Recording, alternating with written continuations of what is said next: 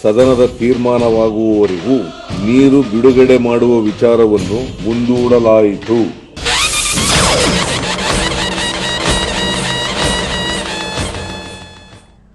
ನಮಸ್ಕಾರ, ನೀವು ನೋಡ್ತಾ ಇದ್ದೀರಾ ಸುವರ್ಣ ನ್ಯೂಸ್. ನಾನು ಭಾವನಾ. ಕಾವೇರಿ ವಿಚಾರದಲ್ಲಿ ಸರ್ವಪಕ್ಷ ಸಭೆ ಬಹಿಷ್ಕರಿಸಿದ ಬಿಜೆಪಿ ಹಾಗೂ ನಾಯಕರ ವಿರುದ್ಧ ಕನ್ನಡಿಗರ ಆಕ್ರೋಶ ಭುಗಿಲೆದ್ದಿದೆ.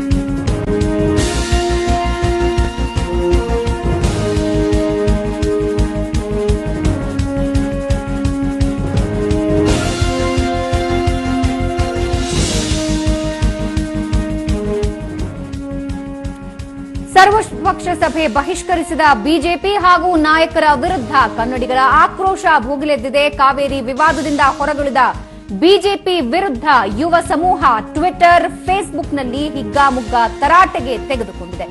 ಮೋದಿ ಮೋಸ ಹೆಸರಿನಲ್ಲಿ ಸಾಮಾಜಿಕ ತಾಣಗಳಲ್ಲಿ ಟೀಕಾಪ್ರಹಾರ ನಡೀತಾ ಇದ್ದು, ಪ್ರಧಾನಿ ಮೋದಿ ಮಧ್ಯಸ್ಥಿಕೆ ಬೇಕಿಲ್ಲ ಅನ್ನೋ ಹೇಳಿಕೆಗೆ ಕೆಂಡಾಮಂಡಲರಾಗಿದ್ದಾರೆ. ಬಿಜೆಪಿ ಡಬಲ್ ಗೇಮ್ ಅಂತ ಜರಿತಾ ಇರೋ ಯುವಕರು 6 ಕೋಟಿ ಕನ್ನಡಿಗರ ಸಮಸ್ಯೆಗೆ ದನಿಯಾಗದ ಮೋದಿ 18 ಸದಸ್ಯರನ್ನ ಆಯ್ಕೆ ಮಾಡಿದ್ದು ಮೋದಿಯಲ್ಲ, ಕರ್ನಾಟಕ. ಬಿಜೆಪಿ ನಾಲಾಯಕ ಸಂಸದರು ಈಗಲಾದರೂ ಬಾಯ್ಬಿಡಿ ಅಂತ ತಮ್ಮ ಆಕ್ರೋಶ ಹೊರಹಾಕ್ತಾ ಇದ್ದಾರೆ. ಬಲೂಚಿಸ್ತಾನದ ಬಗ್ಗೆ ನೀವು ಮಾತನಾಡ್ತೀರಾ, ಆದ್ರೆ ಕಾವೇರಿ ಬಗ್ಗೆ ಯಾಕೆ ಮಾತನಾಡ್ತಾ ಇಲ್ಲ? ಹೀಗೆ ಸಾಮಾಜಿಕ ಜಾಲತಾಣದಲ್ಲಿ ಬಿಜೆಪಿ ನಾಯಕರನ್ನ ಹಿಗ್ಗಾಮುಗ್ಗಾ ತರಾಟೆಗೆ ತೆಗೆದುಕೊಳ್ಳಲಾಗ್ತಿದೆ.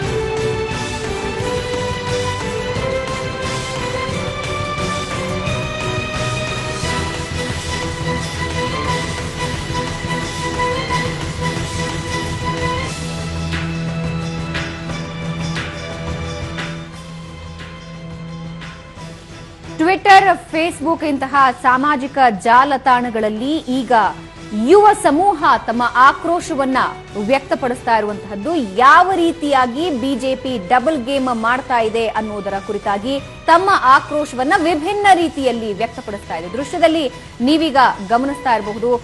ಕಾವೇರಿ ಮಹದಾಯಿ ವಿಚಾರವಾಗಿ ಒಂದೂ ಮಾತನ್ನ ಮೋದಿ ಮಾತನಾಡಲಿಲ್ಲ. ಈ ಕುರಿತಾಗಿ ತಮ್ಮ ಆಕ್ರೋಶ ವ್ಯಕ್ತಪಡಿಸುತ್ತಿದ್ದಾರೆ. ಬಿಜೆಪಿಯ 17 ನಾಲಾಯಕ ಸಂಸದರು ಈಗಲಾದರೂ ಬಾಯ್ ಬಿಡಿ ಅನ್ನುವಂತಹ ತಮ್ಮ ಆಕ್ರೋಶದ ನುಡಿಗಳನ್ನ ಟ್ವಿಟರ್ ಹಾಗೂ ಫೇಸ್ಬುಕ್ ಮೂಲಕ ಯಾವ ರೀತಿ ತಮ್ಮ ಆಕ್ರೋಶ ವ್ಯಕ್ತಪಡಿಸ್ತಾ ಇದ್ದಾರೆ ಅನ್ನೋದನ್ನ ದೃಶ್ಯದಲ್ಲಿ ನೀವೀಗ ನೋಡಬಹುದಾಗಿದೆ.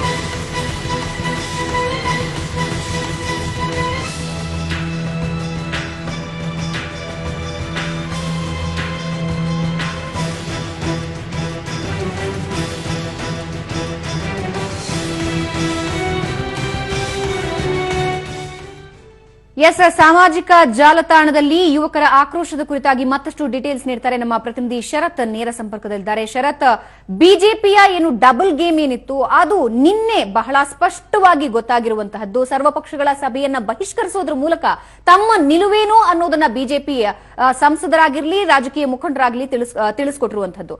ಸಾಮಾಜಿಕ ಜಾಲತಾಣದಲ್ಲಿ ಇದು ಯುವಕರ ಆಕ್ರೋಶಕ್ಕೆ ಹೇಗೆ ಕಾರಣ ಆಗಿದೆ?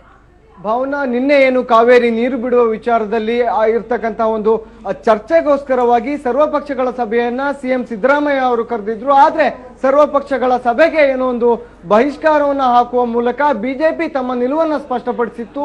ಈ ಹಿನ್ನೆಲೆಯಲ್ಲಿ ಅಂದ್ರೆ ನೆಲ, ಜಲ ಮತ್ತು ನಾಡು ಅಂತ ಬಂದಂತಹ ಸಂದರ್ಭದಲ್ಲಿ ಈ ರೀತಿಯಾದಂತಹ ಒಂದು ಮುಖ್ಯವಾದಂತಹ ಒಂದು ಚರ್ಚೆಗೆ, ಆ ಒಂದು ಸಭೆಗೆ ಬಹಿಷ್ಕಾರ ಹಾಕಿದಂತಹ ಬಿಜೆಪಿ ವಿರುದ್ಧ ಈಗ ಕನ್ನಡಿಗರ ಆಕ್ರೋಶ ಭುಗಿಲೆದ್ದಿದೆ ಅಂತ ಹೇಳ್ಬೋದು.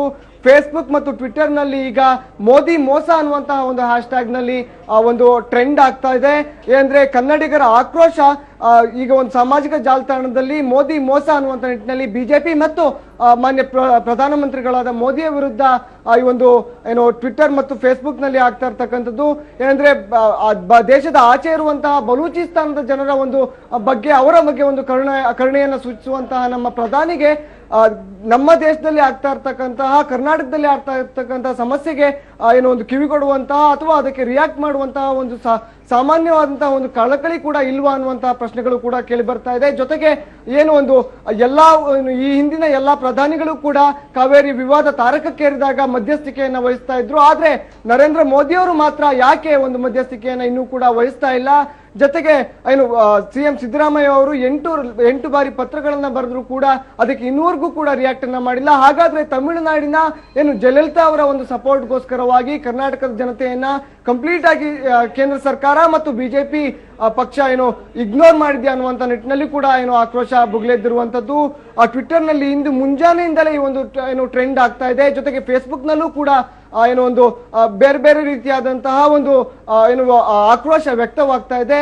ಜೊತೆಗೆ ಪ್ರಧಾನಮಂತ್ರಿ ಮೋದಿ ಈವರೆಗೂ ಕೂಡ ರಿಯಾಕ್ಟ್ ಮಾಡಿಲ್ಲ. ರಿಯಾಕ್ಟ್ ಮಾಡಬೇಕು, ಆದ್ರೆ ಯಾಕೆ ರಿಯಾಕ್ಟ್ ಮಾಡ್ತಾ ಇಲ್ಲ ಅಂದ್ರೆ ತಮಿಳುನಾಡಿನಿಂದ ಈಗಾಗಲೇ ಒಂದು NDA ಸರ್ಕಾರಕ್ಕೆ ಎಲ್ಲಾ ರೀತಿಯಾದಂತಹ ಕೂಡ ಸಪೋರ್ಟ್ ಅನ್ನ ನೀಡಲಾಗಿತ್ತು. ಆ ಒಂದು ಕಾರಣಕ್ಕಾಗಿಯೇ ಈ ರೀತಿಯಾದಂತಹ ಒಂದು ನಿಲುವು ಮೋದಿ ಅವರು ಮತ್ತೆ ಬಿಜೆಪಿ ಪಕ್ಷ ತೆಗೆದುಕೊಂಡಿದ್ಯಾ ಅನ್ನುವಂತಹ ಪ್ರಶ್ನೆ ಕೂಡ ಕೇಳಿ ಬರ್ತಾ ಇದೆ. ಜೊತೆಗೆ ತಮಿಳುನಾಡಿನಲ್ಲಿ ಬಿಜೆಪಿ ಪಕ್ಷ ಇದೆ, ಅಲ್ಲಿ ಇನ್ನಷ್ಟು ನೀರನ್ನ ಬಿಡಬೇಕು ಅನ್ನುವಂತ ನಿಟ್ಟಿನಲ್ಲಿ ಪ್ರತಿಭಟನೆಯನ್ನ ಕೂಡ ಮಾಡಿತ್ತು.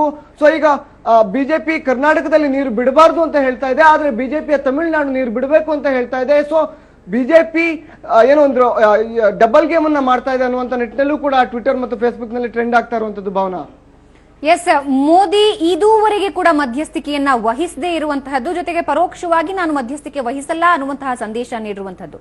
ರಾಜ್ಯದ ಇಷ್ಟು ಜನ ಸಂಸದರಲ್ಲಿ ಒಬ್ಬರೂ ಕೂಡ ಈ ಕುರಿತಾಗಿ ಪ್ರಶ್ನಿಸದೇ ಇರೋದು ಸಾಮಾನ್ಯವಾಗಿ ರಾಜ್ಯದ ಜನರನ್ನ ಕೆರಳಿಸುವಂತಹದ್ದು. ಆದ್ರೆ ನಿನ್ನೆಯ ಒಂದು ನಡೆ ಬಹಳಷ್ಟು ದೊಡ್ಡ ಹೊಡೆತ ಕೊಟ್ಟಿದ್ಯಾ ಹಾಗಾದ್ರೆ ಬಿಜೆಪಿಗೆ?